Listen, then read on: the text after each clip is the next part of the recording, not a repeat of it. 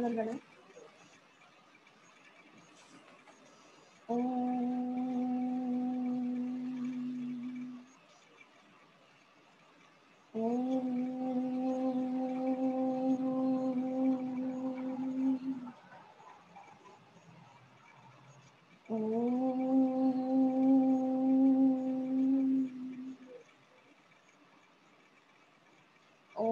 सहना भवतु सहनो भुनक्तु सह वीर्यं करवावहै तेजस्विनावधीतमस्तु मा विद्विषावहै.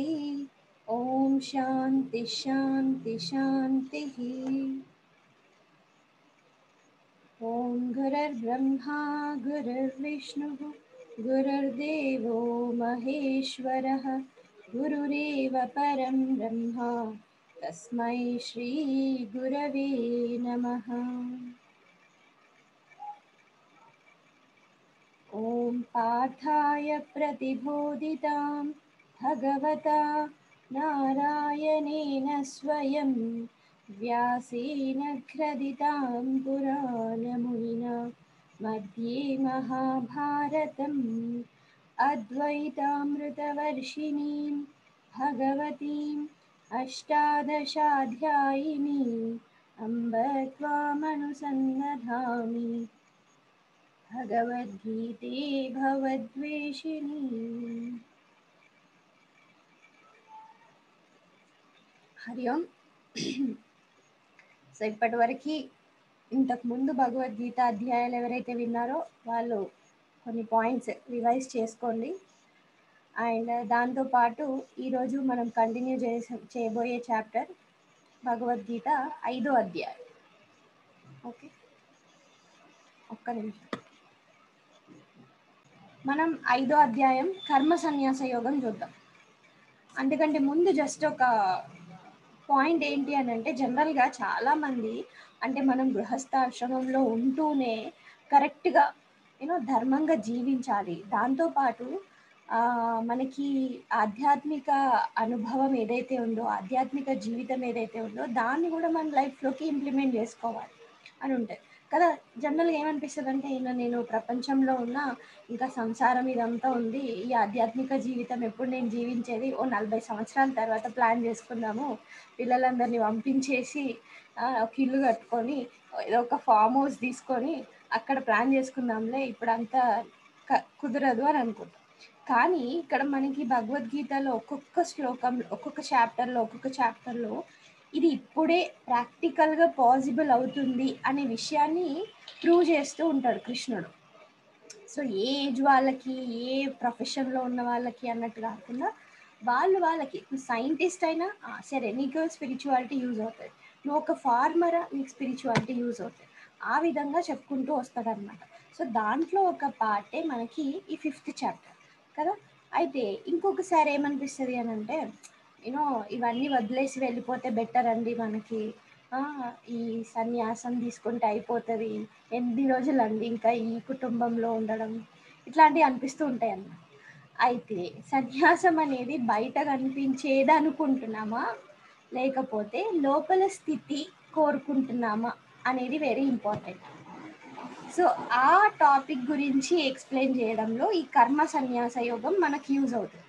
ఎందుకంటే మనం జనరల్గా మనం ప్రపంచంలో కూడా ఏదైనా చిన్న విషయంలో డిసప్పాయింట్మెంట్ లేకపోతే మనకి అనుకున్నది జరగకపోవడం వల్ల నేను ఇది వదిలేస్తున్నా, గివ్ అప్ యాటిట్యూడ్ అనమాట, ఇదంతా నా వల్ల కాదు అని ఒక ఎక్స్ప్రెషనే బయటికి వస్తూ ఉంటుంది. కానీ ఇక్కడ సన్యాసం అంటే నిజంగా ఏంటి, ఏ స్థితిని సన్యాసం అంటున్నారు, అది అందరికీ ఎట్లా పాసిబుల్ అవుతుంది అనే దాన్ని ఒక్కొక్క శ్లోకం ద్వారా మనకి స్లోగా ఎక్స్ప్లెయిన్ చేస్తూ ఉంటాడు కృష్ణుడు. అయితే అంతకంటే ముందు ఒక డౌట్ ఉండాలిగా, ఒక ప్రశ్న ఉండాలి, దానికి ఒక సమాధానం రావాలి. సో దానికి ఫస్ట్ ప్రశ్న మన అర్జునుడు అడుగుతూ ఉంటాడు. ఆల్రెడీ మనం చూసాము, బట్ మళ్ళీ ఒకసారి స్టార్ట్ చేసినాం కాబట్టి చెప్దాము. వకుల గారు మీరు అన్మ్యూట్ చేసుకోండి. మీ దగ్గర 5th చాప్టర్ PDF ఉంటే చూడండి, లేదంటే నేను షేర్ స్క్రీన్ చేస్తాను. హరి ఓం. హరి ఓం. పక్కల గారు వినిపిస్తుందా?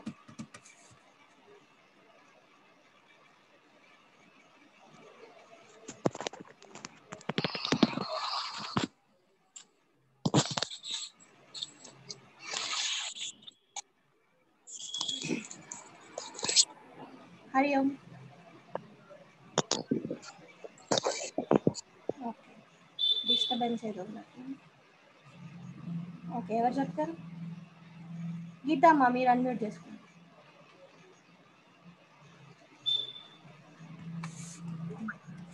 Yes, okay. హరి ఓం. హరి ఓం. హరి ఓం. ఒక్క నిమిషం. హరి ఓం. ఓం శ్రీ పరమాత్మనే నమః. హరి ఓం. ఓం శ్రీ పరమాత్మనే నమః. అథ పంచమోऽధ్యాయः. అథ పంచమోऽధ్యాయः. కర్మ సన్యాసయోగः. కర్మ సన్యాసయోగः. అర్జున ఉవాచ.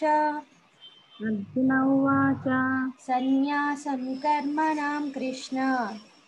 సన్యాసం కర్మణాం కృష్ణ. పునర్యోగం చ శంససి. పునర్యోగం చ శంససి. యచ్ఛ్రేయ ఏతయోరేకం. శ్రేయయేతయోరేకం. తన్మే బ్రూహి సునిశ్చితం. తన్మే బ్రూహి సునిశ్చితం. సెకండ్ కూడా చదువుదాము. శ్రీ భగవానువాచ. శ్రీభగవానువాచ. సన్యాసః కర్మయోగశ్చ. సన్యాసః కర్మయోగశ్చ. నిశ్రేయసకరావుభౌ. నిశ్చేయసకరావుభౌ. తయోస్తు కర్మ సన్యాసాత్.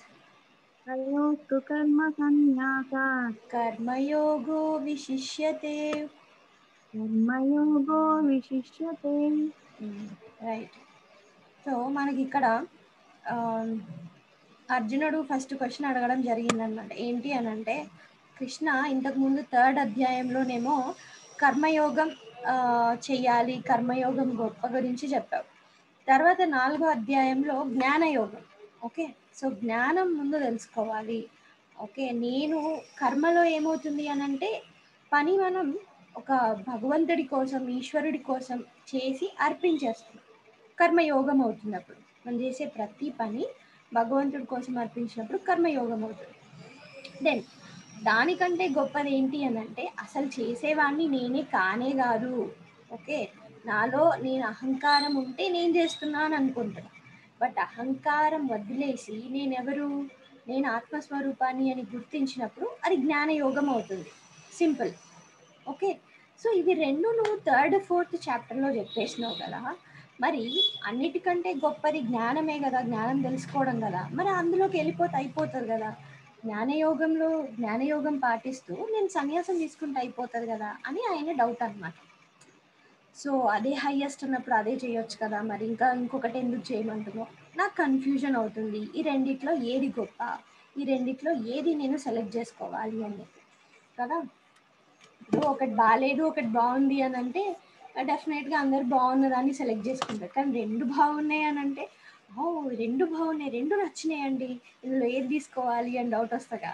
చాలా మందికి రెండు చీరలు నచ్చినాయండి, ఏది కొనుక్కోవాలంటే రెండు కొనుక్కో అట్లా అనేవాళ్ళు చాలా తక్కువ కదా.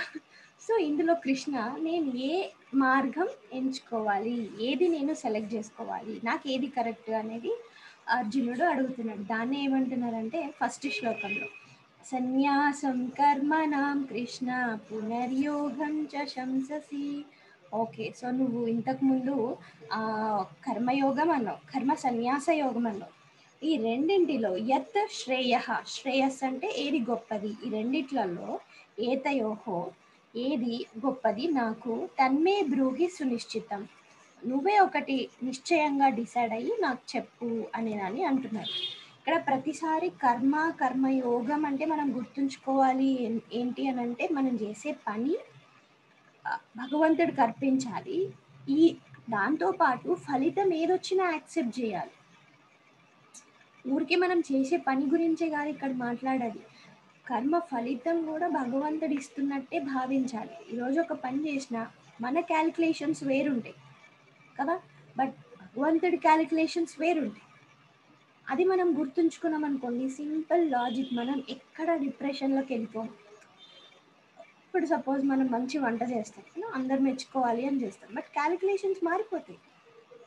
ఒకటి వచ్చింది అనుకోండి, ఇంకొకటి రాదు. అది మనం అర్థం చేసుకోవాలి.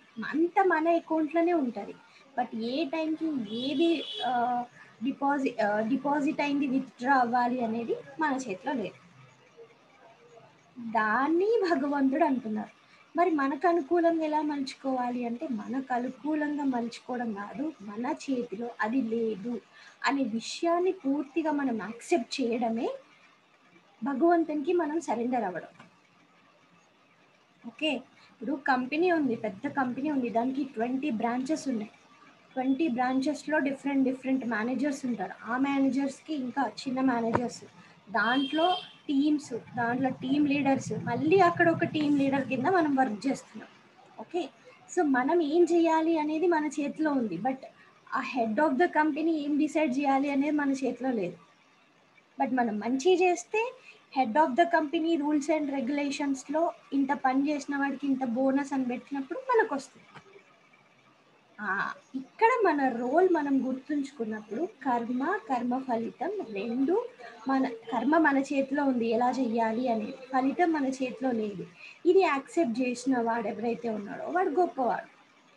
ఇంతకంటే కొంచెం ఒక స్టెప్ అహెడ్ ఏంటి అని అంటే, మనం బాగా ఆలోచించి చూస్తే అసలు నేను ఎక్కడ చేస్తున్నా, నా బుద్ధి నా మనస్సు అని అనుకుంటున్నా, కానీ దీనికి అధిపతి భగవంతుడు. నేను చేస్తున్నా అనుకున్నప్పుడు నాలో అహంకారం బయటకు వస్తుంది, కానీ దీని వెనకాల భగవంతుడు నడిపిస్తున్నాడు అని అనుకుంటే మనం జస్ట్ ఒక నిమిత్త మాత్రం అయిపోతాం కదా. అందుకోసమే దానికి భగవద్గీతలో ఆ ఎగ్జాంపుల్ వాడతారు. ఏంటి, కృష్ణుడి చేతిలో, భాగవతంలో కృష్ణుడి చేతిలో పిల్లన గ్రోవి ఉంటుంది. అది చాలా ఖాళీగా ఉంటుంది, దానికి నవరంధ్రాలు ఉంటాయి. అదే మన దేహం, అవే నవరంధ్రాలు. సో ఖాళీగా ఉంది అని అంటే నేను అనే అహంకారం లేదు. అప్పుడు అందులోకి భగవంతుడు గాలి దూరుస్తాడు, వాయించినప్పుడు అది బయటికి అద్భుతమైన మ్యూజిక్ లాగా వస్తుంది. అలాగా మన మనస్సులో నాకు కావాల్సింది నేను చేస్తున్నా అనే ఆలోచనలు ఖాళీ చేసేసినాం అనుకోండి, భగవంతుడే ఈ పరికరాన్ని వాడుకుంటాడు. అప్పుడు ప్రపంచంలో ఏంటి, ఎక్కడైనా సరే అద్భుతంగా ఉండొచ్చు. అదే చెప్తున్నారు అన్నమాట ఇక్కడ. అయితే ఇది గొప్పదా, లేకపోతే ప్రపంచంలో నుంచి మనం బయటికి వెళ్ళిపోయి మనకి సన్యాసం తీసుకొని జ్ఞానం అని చెప్పేసి అందులోనే వెళ్ళిపోవచ్చు కదా, ఈ రెండిట్లో ఏది గొప్పది నాకు బోధించు అని అను. దెన్ సెకండ్ శ్లోకంలో శ్రీకృష్ణుడు ఆన్సర్ ఏంటి అంటే, సన్యాస కర్మయోగశ్చ నిశ్రేయసకరావుభౌ తయోస్తు కర్మ సన్యాసాత్ కర్మయోగో విశిష్యతే. కృష్ణుడు అంటున్నాడు, అర్జున అసలు ఇది కాదు లాజిక్, నువ్వు విను. ఏంటంటే సన్యాసము కర్మయోగం రెండు కూడా శ్రేయస్సే. ఓకే, సో రెండు కూడా బాగున్నాయి, నువ్వు ఇందులో ఒకటి డిసైడ్ చేసుకోవాలని అడుగుతున్నావు కాబట్టి నీకు కర్మయోగం బెటర్. ఎందుకండి, హైయెస్ట్ ఏమో కర్మ సన్యాస యోగం, సన్యాస యోగం జ్ఞాన యోగాన్ని హైయెస్ట్ అంటున్నారు, మరి మళ్ళీ నన్ను కర్మయోగం చేయమంటున్నారు ఏంటి? కొందరికి నచ్చదన్నమాట. ఇంకా ఈవెన్ అర్జునుడికి కూడా అట్లనే డౌట్ వచ్చింది కదా, నన్ను కూడా హైయెస్ట్ థింగ్ చేయమనొచ్చు కదా, ఈ చిన్నది ఎందుకు చేయమంటున్నారు అంటే, ఇక్కడ ఒక కాన్సెప్ట్ మనం అర్థం చేసుకోవాలి. ఏంటి అంటే, ఒక నిమిషం, మనం ఏ విషయం అయితే చేద్దాం అనుకుంటున్నామో దానికి మనకు అర్హత ఉండాలి. ఓకే, ఆ అర్హత లేనప్పుడు ఏమవుతుంది అంటే చేసినా కూడా మనకు అది కావాల్సిన రిజల్ట్ని ఇవ్వదు. ఇక్కడ ఈ రెండు, కర్మయోగం కర్మ సన్యాస యోగం, ఈ టాపిక్స్కి వచ్చేసరికి స్పెషల్ ఇంగ్రీడియంట్ అవసరం ఏంటి అంటే వైరాగ్యం. ఇంతకుముందు మనం వైరాగ్యం అనే మాట విన్నాం, గుర్తుందా? సమాధి షట్క సంపత్తి, దానికంటే ముందు వివేక వైరాగ్యాలు, సాధన చతుష్టయం అవసరము అని ఒక పాయింట్ అప్పుడెప్పుడో పూర్వం క్లాస్ మొదలు పెట్టినప్పుడు విన్నాం, గుర్తుందనుకుంటా. సాధనా చతుష్టయంలో వివేక వైరాగ్యాలు, సమాధి షట్క సంపత్తి, ముముక్షు. ఇప్పుడు వైరాగ్యం డోసేజ్ అవసరం అన్నమాట. ఏంటి వైరాగ్యం? అన్ని వదిలిపెట్టి పోవడం వైరాగ్యం కాదు ఇక్కడ. మనకి ఏది ఉన్నా లేకున్నా మన ఆసక్తి, మన ఆలోచన భగవంతుడి పైన ఉండడం వైరాగ్యం. ఓకే, విగత రాగ వైరాగ్యం, లేదంటే విశేష రాగ, ఒకదానిపైనే స్పెషల్ ఇంట్రెస్ట్, అది భగవంతుడు. దాని మీద ఉన్నప్పుడు అది వైరాగ్యం అయితే. ఇక్కడ మనం ప్రపంచంలో ఉంటూ ఉన్నాం, టెంపరీ సిచ్యువేషన్స్ వల్ల పర్మనెంట్గా నేను ఏదో చేస్తా అంటే సాధ్యపడదు. ఈ రోజున సిచ్యువేషన్స్ రేపు మారిపోతాయి. ఈ రోజున మంచి రేపు వేరేలాగా అనిపించవచ్చు. ఈరోజు మనకి అబ్బా అసలు మీరెంత ఇష్టం అండి, మాకు మీతోటే జీవించాలనుకుంటున్నాం అని అన్న వాళ్ళు రేపు మన మొహం కూడా చూడరు కదా. చాలా చూస్తూనే ఉంటాం, ఇట్లాంటి సినిమాల్లో కాదు, ఈ రియల్ లైఫ్లోనే చూస్తుంటాం. అయితే ఇవన్నిటిని యొక్క ఎసెన్స్ గుర్తించి, ఇదంతా జస్ట్ ఒక ఏంటి అని అంటే తాత్కాలికమైన భావాలు మనల్ని ఎమోషనల్ చేసి మనల్ని మన లక్ష్యం నుంచి దూరం చేస్తున్నాయి అని గమనించి ఆ ఎమోషన్స్ని ఆపేసి ఎవరైతే స్థిరంగా ఉంటూ ఉంటారో వాళ్ళ లోపల వైరాగ్యం పెరుగుతుంది. కొంతమంది చూడండి, ఎన్నిసార్లు వాళ్ళకి జీవితంలో చెడు ఎదురైనా, లేకపోతే ఫెయిల్యూర్స్ ఎదురైనా, మోసం చేసే వాళ్ళు ఎదురైనా, ఇంకా మళ్ళీ ఏదో కొత్త విషయంలోకి ఇరికి మోసపోతూ ఉంటారు. బుద్ధి రాదు ఇంకా వాళ్ళకి. వీళ్ళు మోసం చేసేది, వాళ్ళు మంచోళ్ళండి. లైక్ ఎలా అయిపోతారంటే ప్రపంచంలో ఏదో ఒక వస్తువుకి మనం డిపెండ్ అయిపోవడం, ఏదో ఒక వస్తువు మీద కానీ ఏదో ఒక మనిషి మీద కానీ, అది ప్రాబ్లం. ఓకే, అందరినీ నమ్మొద్దు అని చెప్పట్లేదు, అందరినీ నమ్మాలి అని చెప్పట్లేదు, కానీ డిపెండ్ అవ్వద్దు. మనం డిపెండెన్స్ ఎట్లా? మానసిక డిపెండెన్స్ అవ్వద్దు. అర్థమైందా? బాగా ఇంపార్టెంట్. మానసికంగా మనకి తెలియకుండానే కొందరు మనుషులతోటి, కొన్ని వస్తువులతోటి వాళ్ళు మనకు దూరంగా ఉన్నా కూడా వాళ్ళతోటి వాళ్ళ గురించి ఆలోచించి మనం ఒక సెల్ఫ్ జోన్ క్రియేట్ చేసుకుంటాం. చిన్న ఎగ్జాంపుల్, సిల్లీ ఎగ్జాంపుల్, రోజు మనం ఫేస్ చేసేది కదా. ప్రస్తుతం యంగ్ జనరేషన్ అంతా ఏం చేస్తున్నారు? సోషల్ మీడియా కదా. మనిషి టు మనిషి కలుసుకునేది లేదు, ఏం లేదు. వాడెవడో వీళ్ళకి తెలియదు, ఈ అమ్మాయి ఎవరో వాడికి తెలియదు. సింపుల్గా social media chatting text messages వల్ల ఏమవుతుంది అని అంటే మనం క్రియేట్ చేసుకుంటున్నాం, ఓహో వీళ్ళకి నా మీద ఇలాంటి ఒపీనియన్ ఉంది, మన మైండ్లో మనమే క్రియేట్ చేసుకుంటున్నాం. దెన్ మానసిక డిపెండెన్స్. ఆ డిపెండెన్స్ వచ్చేసరికి ఏమవుతుంది అంటే కళ్ళ ముందు ఉన్నాయి క్లారిటీగా కనిపించట్లేదు. సో లేని ప్రపంచాన్ని క్రియేట్ చేసుకొని ఉన్నదాన్ని మిస్ అయిపోతుంది. సో ఇదేమవుతుంది అని అంటే మానసిక డిపెండెన్స్ వేరే వాళ్ళ మీద అయినప్పుడు వాళ్ళు దూరం పెట్టినా, వాళ్ళు అవాయిడ్ చేసినా, వాళ్ళు కాదు అని చెప్పినా ఇంక ఉండలేకపోతారు, పెయిన్ వస్తుంటాయి. ఇది వైరాగ్యానికి ఆపోజిట్ పొసెసివ్నెస్ అంటారు దీన్ని. ఓకే, సో దీన్ని మానేసుకోవాలి. వైరాగ్యం ఏంటి అని అంటే మానసిక డిపెండెన్స్ ఎవరి మీద ఉండొద్దు, ఆధారపడి ఉండొద్దు. ఓకే, అయితే అది ఉన్నప్పుడు మనం ఎక్కడున్నా గెలుస్తాం. దాని ఇక్కడ కృష్ణుడు కొంచెం డిఫరెంట్గా ఎక్స్ప్లెయిన్ చేస్తున్నాడు. అయితే ఇక్కడ వైరాగ్యం అవసరం అర్జున, కాబట్టి నీకు ఎంత వైరాగ్యం ఉందో టెస్ట్ చేసుకో. ఇప్పుడు ఎవరైనా ఇల్లు వదిలిపెట్టి పోతామన్నారు అనుకోండి, ముందుగా కాఫీ వదిలిపెట్టి ఉండమని చెప్పండి 2 రోజులు.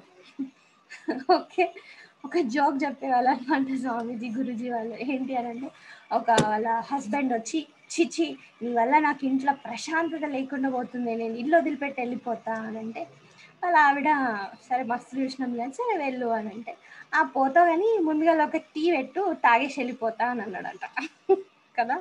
ఇది కాదు వైరాగ్యం. ఓకే, నేను టీ తాగుతా, టిఫిన్ తింటా, తర్వాత నేను బ్యాగ్ చదువుకొని వెళ్ళిపోతా, అది కాదు వైరాగ్యం. మన శాస్త్రం ఏం చెప్తుంది అంటే ఎప్పుడైతే నీకు వదిలిపెట్టాలనిపించిందో వదిలిపెట్టి వెళ్ళిపో అంతే. ఇంకా మళ్ళీ అక్కడ డిస్కషన్స్ ఉన్నాయి, నేను పోవాలా అని బెదిరించడాలు ఉండవు. ఓకే, అట్లా వెళ్ళిపోతారా అంటే ఇప్పుడు అసలే కరోనా టైము, హోటల్స్ కూడా సరిగ్గా లేవు, సేఫ్టీ లేదు, ఇలా ఆలోచించేది వైరాగ్యం కాదు. ఓకే, సో కృష్ణుడు అడుగుతున్నాడు స్ట్రేట్ వే, అర్జున నీకు వైరాగ్యం ఉందా, టెస్ట్ చేసుకో. ఇప్పుడు యుద్ధం చెయ్య అంటున్నావు, బట్ నీకు చాలా విద్యలు వచ్చు కదా, నీకు చాలా విద్యలు వచ్చు, యుద్ధ విద్యలు వచ్చు, 12 సంవత్సరాలు అన్నీ నేర్చుకున్నావు, ఇప్పుడు వదిలేసి పోతావు అనుకో నువ్వు వారిని, తర్వాత నువ్వు ఉండగలుగుతావా? అబ్బా నేను ఎంత యుద్ధ విద్యలు నేర్చుకున్నా ఇదంతా ప్రదర్శించలేకపోయినా కదా. సింపుల్ విషయం చెప్తా. సపోజ్ ఇప్పుడు ఆల్మోస్ట్ 1 ఇయర్ వస్తుంది కదా, మొత్తం మనం కరోనా పాండమిక్ పీరియడ్లో ఉండి ఇంకా 1 మంత్ అయితే 1 ఇయర్ అయిపోతుంది. ఇప్పుడు చాలా మంది ఇంట్లో పాత బట్టలే వేసుకుంటున్నారు. ఎందుకు? ఎక్కడికి వెళ్ళేది లేదు, ఏం చేసేది లేదు. ఇన్ కేస్ మీరు ఏదో పెళ్ళో ఫంక్షనో సంథింగ్ ఒక బయటికి ప్రోగ్రామ్ అనుకున్నారు, కొత్త చీర కట్టుకొని రెడీ అయ్యారు, కానీ సడన్గా అనుకోకుండా ఏదో ఒక సిచ్యువేషన్ వచ్చి పడింది, అది మీరు బయటికి వెళ్ళలేకపోయారు. ఆ రోజంతా ఎట్లుంటుంది? అరే ఇంత మంచి బట్టలు వేసుకున్నా ఎవరికి చూపించలేకపోతుంది కదా. ఎవరో ఒకరికి చూపిస్తే బాగుండు, సరే కనీసం ఫోటో అయినా దిగి స్టేటస్లో పెట్టుకుందాం, ఏదో ఒకటి చేద్దాం. సంభవం నన్ను నేను ఎవరికో ఒకరికి ప్రదర్శించుకోవాలి, లేకపోతే మనకు ఉండదన్నమాట, ఆ ఫీలింగ్ ఉండదు. ఈరోజు నేను ఏంటి ఏదో ఒకటి చేసిన, ముగ్గు చేసిన, ఇంకేదో వంట చేసిన, హల్వా చేసిన, కిచడీ చేసిన, పానీపూరి చేసిన, అందరికీ నేను చూపించుకోవాలి కదా. చిన్న టాలెంట్ మనది, చిన్న స్కిల్. జనరల్గా అంటున్నా, చేసే వాళ్ళని అంటున్నా, చేయని వాళ్ళు ఏం ఫీల్ అవ్వదు. చిన్న స్కిల్, బట్ దాన్ని మనం ప్రదర్శించుకోవాలి అని అనుకుంటాం. అక్కడే మన వైరాగ్యం టెస్ట్ కనిపిస్తుంది. మనం అంతా చేసి కూడా చేయకుండా ఓకే నార్మల్గా ఉండగలిగినమా, చిన్నదే విషయం, బట్ టెస్ట్ ఆఫ్ వైరాగ్యం. అయితే ఇక్కడ అర్జునుడు మహా యుద్ధ వీరుడు కదా, ఆయన యుద్ధంలో నుంచి వెళ్ళిపోతా అని అంటున్నాడు, కానీ ఉండగలుగుతాడా అంత ప్రదర్శన లేకుండా? బ్రహ్మాస్త్రాన్ని, పాశుపతాస్త్రాన్ని సంపాదించింది ఆయన. ఎందుకోసం? యుద్ధం చేయడానికి, ధర్మాన్ని రక్షించడానికి. ఇలాంటి టైంలో వదిలేసి వెళ్ళిపోవడంలో ఏంటి లాభం? అది క్వశ్చన్ అన్నమాట. ఓకే, సో అప్పుడు కూడా నేను ఉండగలుగుతా అని అనుకున్నప్పుడు అది వైరాగ్యం. ఓకే, మనకి వైరాగ్యంకి ఎగ్జాంపుల్ చాలా ఉంటాయి. ఒక్కసారి ఆ ఆలోచన వచ్చిందనుకోండి, ఇంకా మనం వెనక్కి తిరిగి చూడం కదా. తులసీదాసు జీవిత చరిత్రలో కూడా, ఈవెన్ రత్నాకరుడుగా మారిన వాల్మీకి జీవితంలో కూడా ఒక్కసారి ఆయనకి థాట్ వచ్చిందా, దట్స్ ఇట్, ఇంకా అక్కడ వదిలేసి వెళ్ళిపోయాడు, వెనక్కి తిరిగి ఆలోచించలేదు. అదనమాట, అలా ఉండాలి. అయితే ఇక్కడ వైరాగ్యం ఉన్నప్పుడు కర్మ సన్యాస యోగం అనేది ఏదైతే ఉందో అది మనం ముందుకెళ్ళొచ్చు. కానీ అర్జున, నీకు ఒక లక్ష్యం ఉంది, నీకు ధర్మం ఉంది, నువ్వు ఇప్పుడు యుద్ధంలో ఉన్న వీరుడివి, కర్మయోగం చేయడం బెటర్ అనే ఒకదాన్ని చెప్తున్నా. సో అర్జునుడికనే కాదు, ప్రతి ఒక్కరికి, మనకి కూడా, మనకి వైరాగ్యం ఉంది అని అనిపిస్తే పర్మనెంట్గా ముందుకెళ్ళొచ్చు. లేదు అని అంటే ప్రస్తుతం మనం ఉన్న ప్లేస్ నుంచి ఒక స్టెప్ ముందుకెళ్ళాలి. అది జంపింగ్ అవసరం లేదు ఇక్కడ, అది చెప్తున్నారు. దెన్ నెక్స్ట్ 3rd శ్లోకంలో ఏం చెప్తున్నారు? అసలు మరి సన్యాసి అవ్వాలి, మాకు సన్యాసి అవ్వాలని ఉందండి. కొంతమంది అడుగుతూ ఉంటారు, అయినా మాతాజీ మేము కూడా మీలాగా అయిపోతుంటామని. అయిపోండి, మరి అట్లా అంటే అయిపోవాలంటే మనకి సాందీపనిలో 2 years వేదాంత కోర్స్ ఉంటుంది, ముంబైకి వెళ్ళి అక్కడ ట్రైనింగ్ తీసుకోవాలి, 2 years ట్రైనింగ్. 2 years కాదు, మేము ఎల్లుండి అయిపోవాలనుకుంటున్నాము. మ్యాజికా ఇదేమన్నా? అని డ్రెస్ చేంజ్ చేసుకోమని అయిపోవడానికి కాదు. బయట మీరు ఉండాలనుకుంటున్నారా, లేకపోతే మీరు క్వాలిటీస్ స్టడీ చేయాలనుకుంటున్నారా శాస్త్రాస్ అంటే? శాస్త్రాలు చదవాలా అని అడుగుతారు. మరి ఎందుకు చదవకపోతే బట్టలు మార్చుకొని లాభం ఏంటి? దానికోసం ఇక్కడ ఎక్స్ప్లెయిన్ చేస్తున్నారు. ఇంతకీ సన్యాసి అంటే ఎవరు? అర్జున, ఎవరిని సన్యాసి అనుకుంటున్నావు నువ్వు అనేది 3rd శ్లోకంలో చెప్తున్నారు. గీత గారు అన్మ్యూట్ చేసుకో.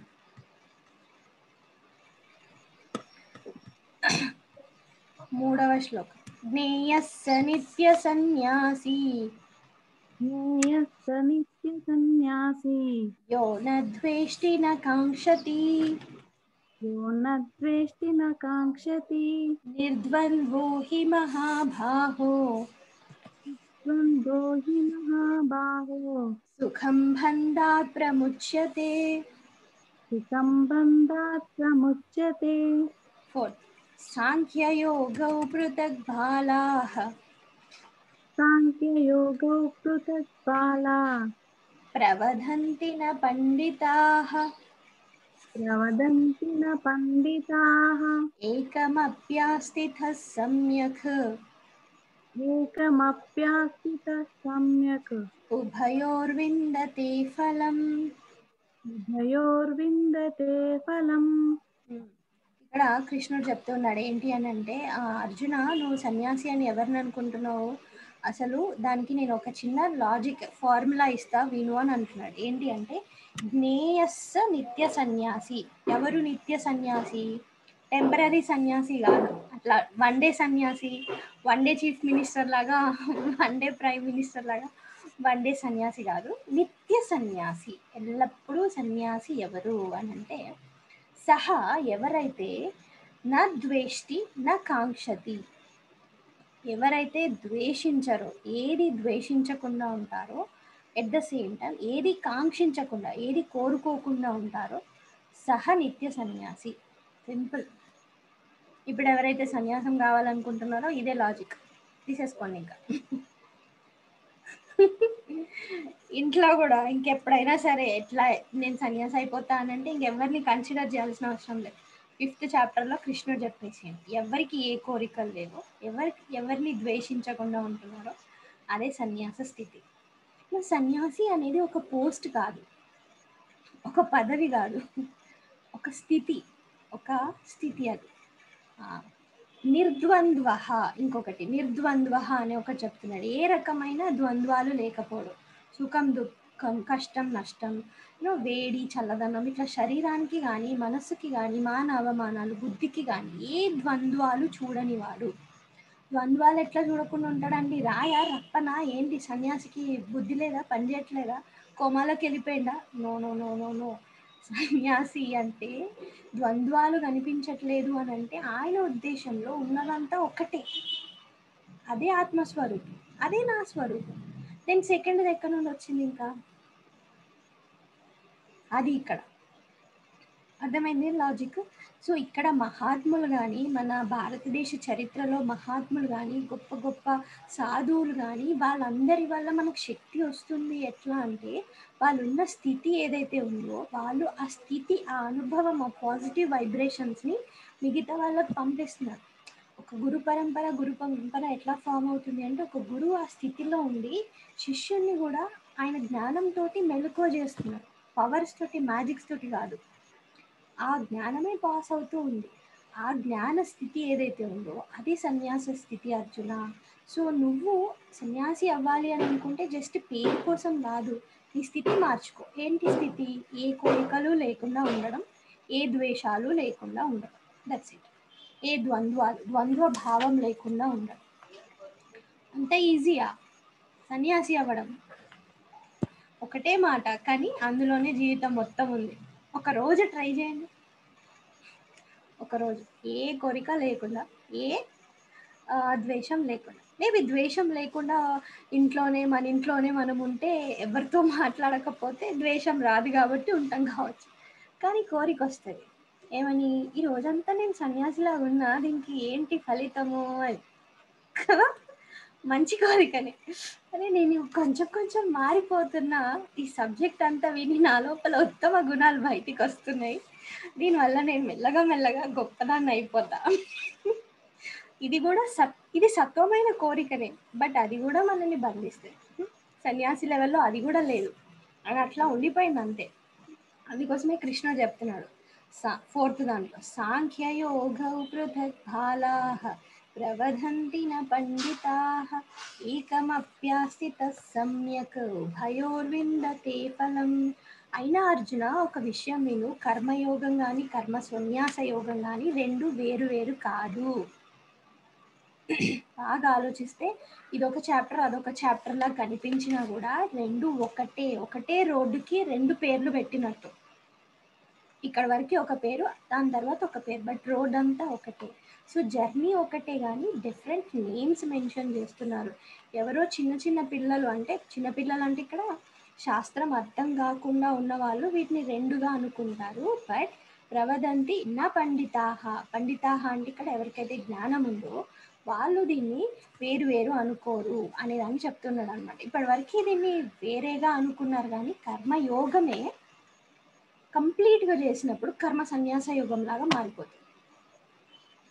అది మన స్థితి మారడం, బయట పరిస్థితులు కాదు మారడం. అది ఇక్కడ క్లియర్గా చెప్తున్నాడు అనమాట. ఓకే, మనకి ఒక ఏంటది ఒక మహాత్ముడు ఉన్నాడు, ఆయన పేరు గుర్తు కావట్లేదు. ఆయన ఇట్లా పిబరే రామరసం అనుకుంటే ఇట్లా పాడుకుంటూ వెళ్ళిపోతున్నాడు. అయ్యో, అయితే వెళ్ళిపోతూ ఉంటే ఎవరు ఇట్లా బయట రాత్రి సమయంలో ఇట్లా దొంగలు వీళ్ళందరూ ఉంటారు కదా, అందులో ఒకడు వచ్చి ఆయన చేస్తుంటే ఎవర్రా రామనామం జరుగుతుంది అని చెప్పేసి దుర్మార్గుడు ఎవడో వచ్చేసి వెనకాల నుంచి కత్తితోటి చెయ్యి కొట్టేస్తాడు అనమాట. ఆయన చెయ్యి, అయ్యో పేరు గుర్తురాదు, ఆయన చెయ్యి కొట్టేస్తే ఆ చెయ్యి ఊడిపోయి కింద పడుతుంది. ఆయన అట్లనే వెళ్ళిపోతుంటాడు, పిబరే రామరసం అనుకుంటా. ఈడికి మొత్తం బ్లాక్ అయిపోతుంది. అయ్యో చెయ్యి ఊడిపోయి కింద వస్తుంది, ఆయనేమో అట్లనే వెళ్ళిపోతున్నాడని ఆయనతో చూసేసరికి వాడు ఆ దుర్మార్గుడు వెళుతున్నాడు, ఆ చెయ్యి పట్టుకొని వెళ్ళి ముందుకు పరిగెత్తుకుంటూ వెళ్ళిపోయి మీ చెయ్యి కింద పడిపోయింది, అక్కడ పడిపోయింది, నేనే నరికేసిన అంటే అతను చూసి ఓ నా చెయ్యి పడిపోయిందా అని చెప్పి తీసుకొని మళ్ళీ అతికేసుకొని మళ్ళీ పిబరే రామరసం అనుకుంటూ వెళ్ళిపోతాడు. అది వైరాగ్య స్థితి.